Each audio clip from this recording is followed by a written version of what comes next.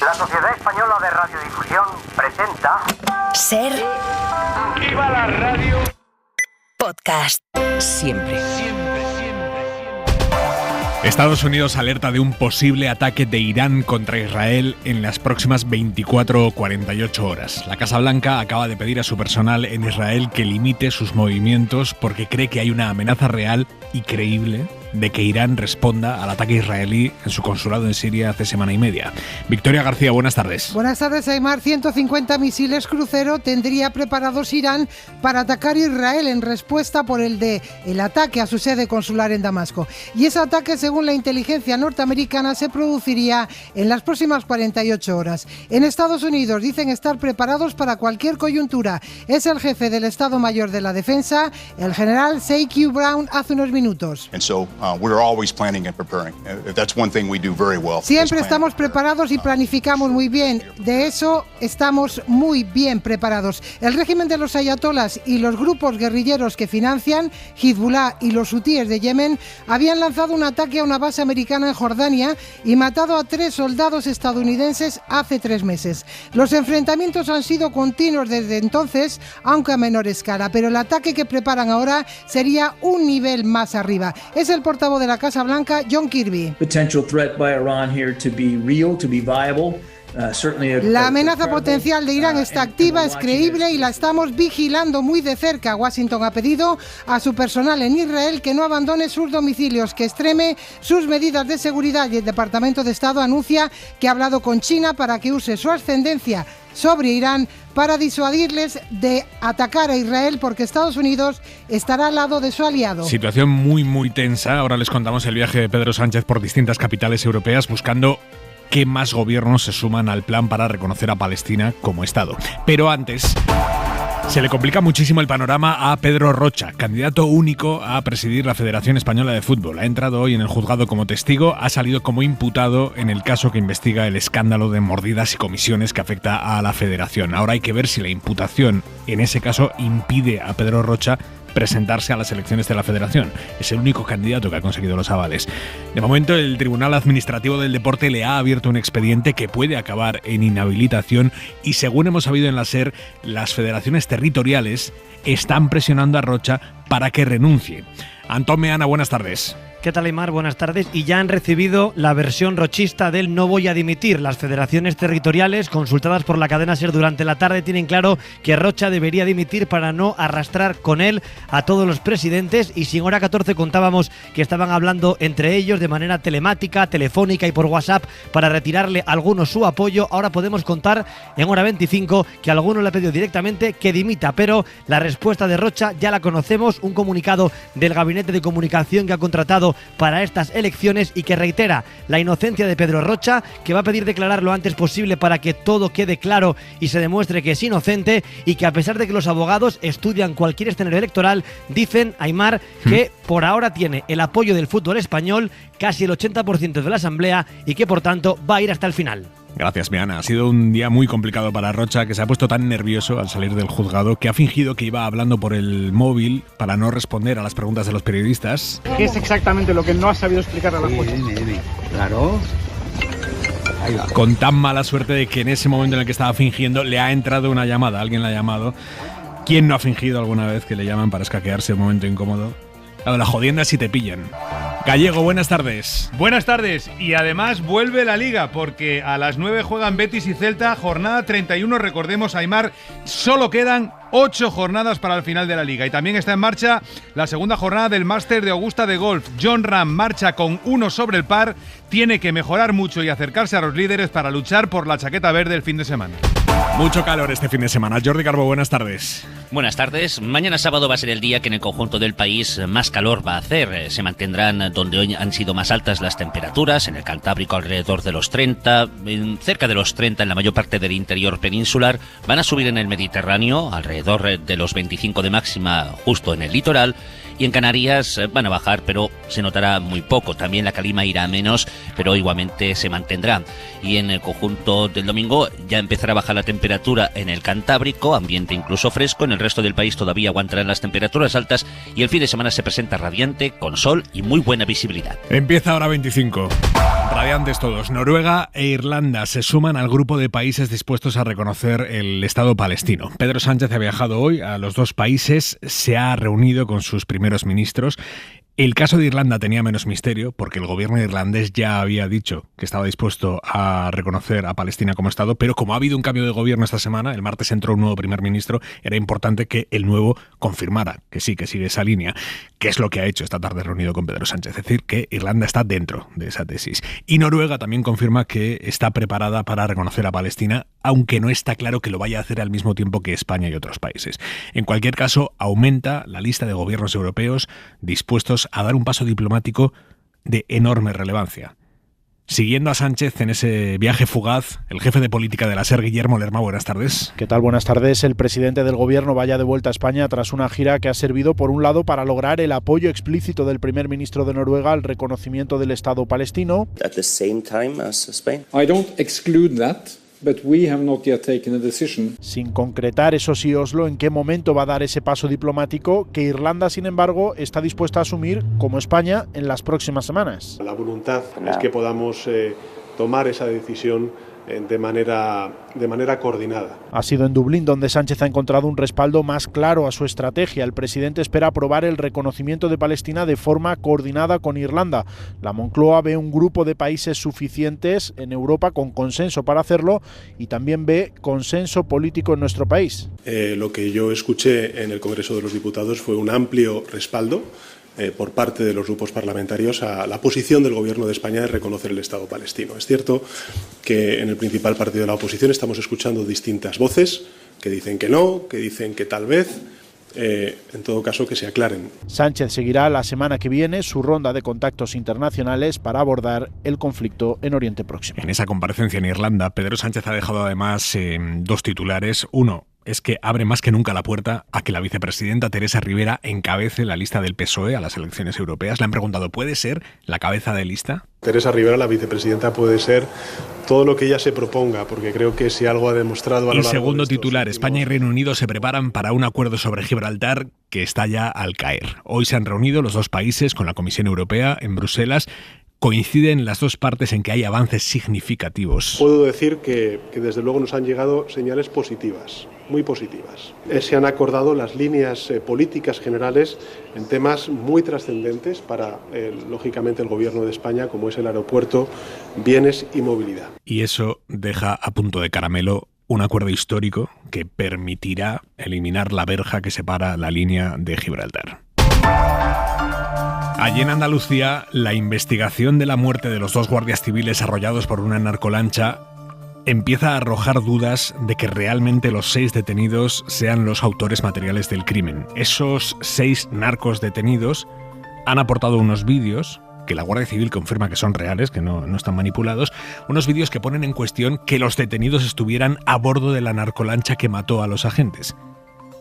Ellos estaban a bordo de una narcolancha, pero no está claro que fuera la que mató a los agentes. De hecho, esos vídeos teóricamente están grabados a cientos de metros de distancia. Unos vídeos que ha adelantado El Independiente. Javier Bañuelos, buenas tardes.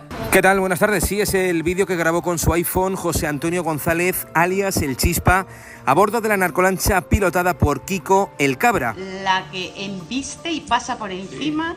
Eso bueno, lo tiene usted grabado. Sí. Yo tengo todo el momento grabado, desde que salió la embarcación de la Guardia Civil pequeña hasta que se recogió, lo tengo todo grabado.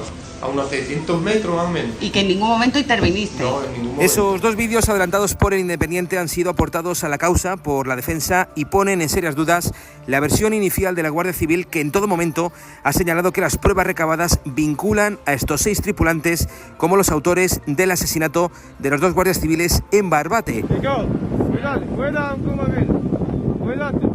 Ese vídeo demuestra que es otra narcolancha la que da vuelta sobre la Zodiac de la Guardia Civil, pero no capta el momento en el que fue embestida por los narcos, causándoles la muerte. De ahí que fuentes de la investigación muestren a la SER su cautela ante lo que pueda ocurrir con esta nueva prueba aportada a la causa.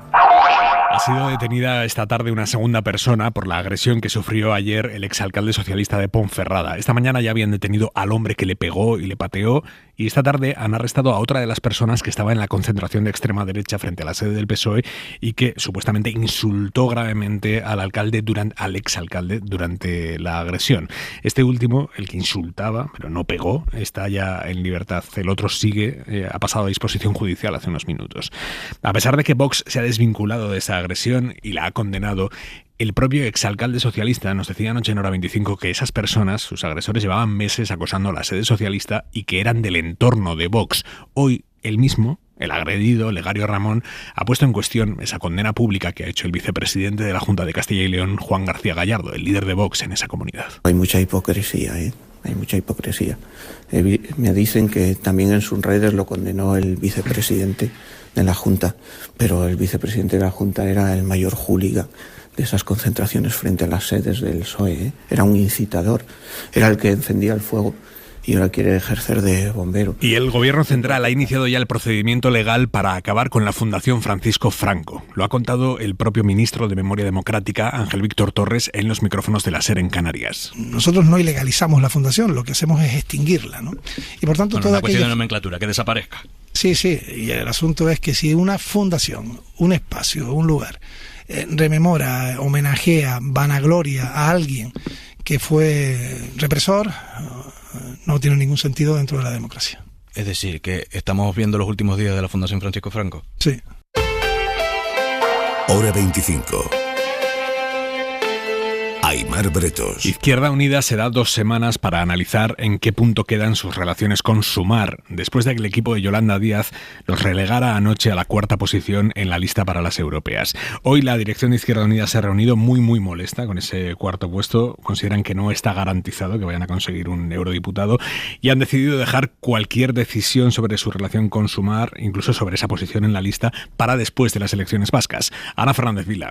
Izquierda Unida se da tiempo y evita tomar una decisión en caliente en plena campaña de las elecciones vascas. Eso sí, mantiene por ahora abierta la pugna con Yolanda Díaz y siguen sin descartar salirse de la candidatura. Ese es uno de los escenarios que la ejecutiva de IU ha analizado en la reunión de más de 3 horas que han mantenido y que convocaron ayer de urgencia tras precipitarse las negociaciones. El enfado de IU es mayúsculo por ese 4º puesto que les ofrece Sumar, que podría no lograr escaño el 9 de junio. Finalmente han acordado que la dirección vote tras las vascas si aceptan o no el acuerdo. En Sumar descartan la ruptura, están seguros de que se va a reconducir, dicen, aunque hay voces en IU que aseguran que su responsabilidad tiene un límite y que esta vez no pueden tragar. Y la Fiscalía Anticorrupción va a pedir que Esperanza Aguirre sea condenada a pagar 26.000 euros en el juicio por la Caja B del PP de Madrid. La Fiscalía considera que Esperanza Aguirre fue partícipe a título lucrativo de los manejos de esa trama que hacía campañas de reputación en redes sociales pagadas con el dinero de la Caja B del partido.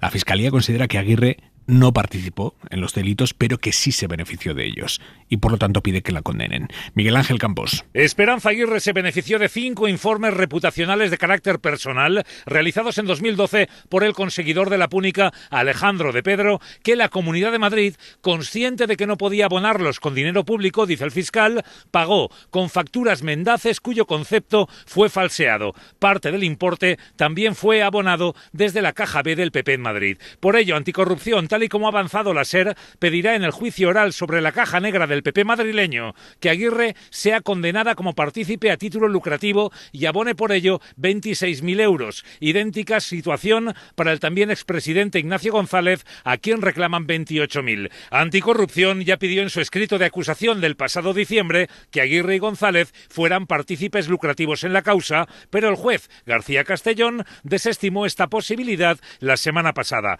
cuando emitió su auto de apertura de juicio oral. Ahora, la Fiscalía Anticorrupción elevará la petición al juicio oral para el que aún no hay fecha señalada. Hora 25 de los negocios, con Aimar Bretos y Jordi Fábrega. Hoy examen del Fondo Monetario Internacional a España en esta edición express de Hora 25 de los negocios. Estamos revisando las proyecciones de crecimiento económico para el 2024 al alza hasta el 1,9%.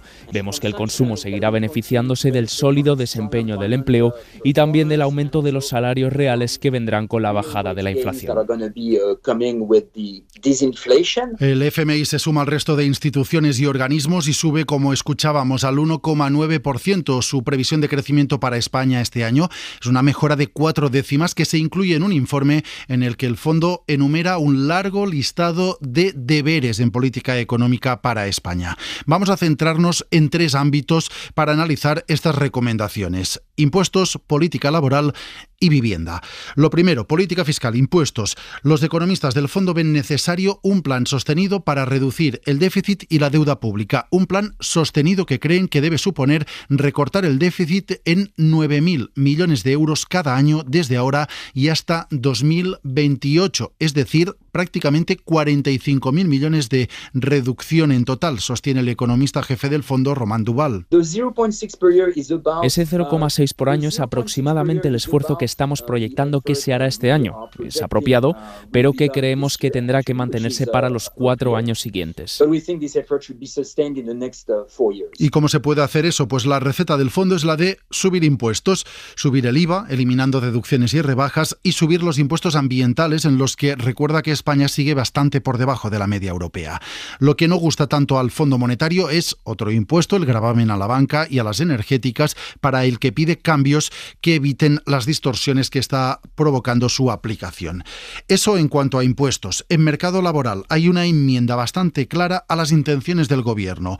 Hoy la vicepresidenta segunda y ministra de Trabajo, Yolanda Díaz, reiteraba que lo que hará el Gobierno es seguir subiendo el salario mínimo. La estrategia que lleva el Ministerio de Trabajo sí es seguir subiendo el salario mínimo, hacerlo con acuerdo social.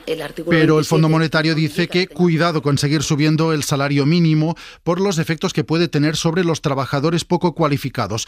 Incluso critica la otra medida estrella del Ministerio para los próximos meses, la reducción de la jornada laboral.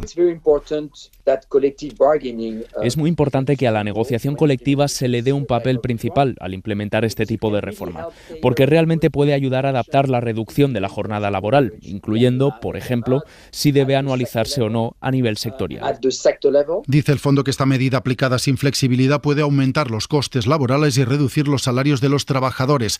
Responde el Gobierno que la reducción de jornada se hará bien. Carlos Cuerpo, ministro de Economía. Lo que estamos haciendo es intentar avanzar en esta tendencia, ayudando precisamente a que empresas y trabajadores lleguen a un acuerdo con la suficiente flexibilidad para evitar estos elementos negativos. Y tercera categoría en el capítulo de deberes, vivienda, también con una enmienda del fondo a la línea seguida por el Gobierno. Los economistas concluyen que hay que priorizar la construcción de vivienda y añaden que los topes a los alquileres no funcionan, que la experiencia ha demostrado que estos topes reducen la oferta de vivienda en alquiler y dificultan aún más el acceso a un piso de las personas y de las familias con menos recursos. Enmiendas, por tanto, en 3 capítulos que se acompañan de una preocupación más general, la de que la pugna política en España impide que el país aborde las reformas que necesita para seguir avanzando. Un riesgo potencial es que la fragmentación política pueda terminar socavando la agenda de reformas estructurales y la consolidación sostenida que creemos que se necesita en los próximos años. Y todo esto en un día con otros 2 focos. Karima Garbi, buenas tardes. Buenas tardes. El primero de ellos, el dato de inflación en España. La inflación subió en marzo al 3,2%, lo que supone 4 décimas más que hace un mes. Detrás de este aumento está sobre todo la subida del IVA de la luz, que ha vuelto al 21%, y destaca también el precio de los alimentos, que reducen su subida en el último mes al 4,3%. Es su menor incremento desde 2021. Y el segundo foco está en las bolsas, tras la reunión ayer del Banco Central Europeo. Los mercados europeos empezaron la jornada con fuertes subidas, pero finalmente han terminado en rojo. Se salva el IBEX, que consigue rebotar ligeramente un 0,4, aunque no logra recuperar los 10.700 puntos. Los principales índices cierran la semana con caídas y se alejan de los máximos registrados en marzo. Hora 25. Aimar Bretos. De todo el contenido sobre nutrición que se sube a TikTok, solo el 2% es verdad, o solo el 2% es completamente verdad. La Universidad de Dublín y una aplicación de salud han analizado 67.000 vídeos sobre nutrición en TikTok y solo ese pequeño porcentaje del contenido, el 2%, se basa en evidencia científica. Y esto pasa en una red en la que los adolescentes se tiran horas y horas al día. Ana Corbatón. Adelgazarás 15 kilos en 11 días. Así empiezan muchos de los vídeos que este estudio ha analizado. Si solo comes 2 huevos, tu digestión será rápida y podrías tener antojos y hambre una hora después de comer. Con el mensaje de que es la dieta definitiva. Estoy haciendo una dieta express de 5 días. Se llama la dieta de la depuración hepática. Aunque este estudio señala que el 98% de los vídeos nutricionales de TikTok contienen información que es inexacta o directamente sin evidencia científica. ¿Cansado del agua sola? ¿Qué tal si hacemos esta agua saborizada con semillas de chía? Y es preocupante porque el 87% de los usuarios más jóvenes de la red social buscan ahí consejos sobre nutrición. Este caldo es súper depurativo, súper saludable y está rico. Os juro que está rico. El 30% de los jóvenes que han participado en el estudio han probado las llamadas dietas milagro y 1 de cada 3 han sufrido efectos adversos. La mirada de Vidal Folk. El gobierno israelí sabe matar con mucha precisión. Prácticamente siempre que quiere cargarse la vida de alguna persona, lo consigue con altísimo grado de acierto y eficacia. Acaba esta semana entre incógnitas sobre la respuesta de Irán al bombardeo de su consulado en Damasco y las negociaciones para un difícil alto el fuego en Egipto. Pero lo que no entraña ninguna duda ni incógnita es la exactitud con la que se cepilló anteayer a 6 descendientes, 3 hijos y 3 nietos del líder de Hamás en exiliado en Qatar, Ismail Haniyeh, por el simple hecho de ser sus familiares. Es la misma perfección operativa aérea con que cegó la vida a una decena de personas el 1 de abril en la legación iraní de Damasco. El ataque a la familia de Haniyeh se parece mucho también al organizado el 1 de abril contra un convoy de la ONG encabezada por el cocinero José Andrés, que acabó con la vida de 7 cooperantes. El coche de los Haniyeh iba circulando por un campo de refugiados. Los 3 vehículos de la ONG también estaban en marcha, saliendo de un centro de reparto de comida. Identificar y disparar contra un objetivo móvil tiene más margen de error que en el caso de un objetivo fijo. Y si son 3 los objetivos, 3 vehículos a lo largo de varios kilómetros, todavía más. Así que el parecido de los 3 casos incrementa la presunción de intencionalidad, de voluntad y de culpabilidad de los atacantes en las 3 ocasiones. Al tratarse de civiles y seguramente de homicidios con dolo, es decir, de asesinatos, todo indica que muy bien calculados hay materia para una investigación del Tribunal Penal Internacional por crímenes de guerra. Es competente para ello este tribunal porque Palestina, esa que dicen algunos que no existe, firmó su constitución. Solo falta activar el procedimiento. Netanyahu se acerca a convertirse en familia política de Milosevic, Mladic, Putin y otros tantos de parecida altura. Para no perderte ningún episodio, síguenos en la aplicación o la web de la SER, Podium Podcast o tu plataforma de audio favorita.